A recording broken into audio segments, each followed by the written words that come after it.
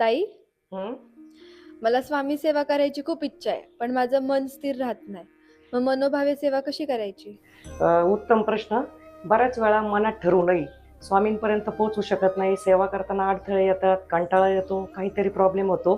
तर त्याच्यासाठी सगळ्यात पहिलं श्री स्वामी समर्थ सेवा मार्गामध्ये जवळचं केंद्र असेल, मठ असेल किंवा घरामध्ये स्वामींचा फोटो असेल, तर नारळ, खडीसाखर ठेवून विनंती करायची, की महाराज मला तुम्ही तुमचा शिष्य म्हणून पदरात घ्या. माझ्या चुका माफ करा इथून मागच्या आणि माझ्या आयुष्याची दोरी तुमच्या हातात द्या आणि माझ्याकडून सेवा करून घ्या. माझा योगक्षेम वाढवा आणि मला तुमचं आवडतं शिष्य व्हायचंय. तर ज्या ज्या नित्यसेवा माझ्याकडून होत नाही तर त्या करून घ्या. अशी जेव्हा आपण ब्रह्मांड नायकाला विनंती करतो त्यावेळेस आपलं मन स्थिर व्हायला सुरुवात होती. बऱ्याच वेळा आपल्या घराण्याचे पितृदोष असतात, कुलदैवतेचे दोष असतात. वर्षातून एकदा कुलदैवतेला गेलं पाहिजे, पितृश्राद्ध केलं पाहिजे. तर त्यानुसार काही काही दोष येतात, परंतु महाराजांना नारळ, खडीसाखर ठेवल्यानंतर मन स्थिर व्हायला लागते. ताई,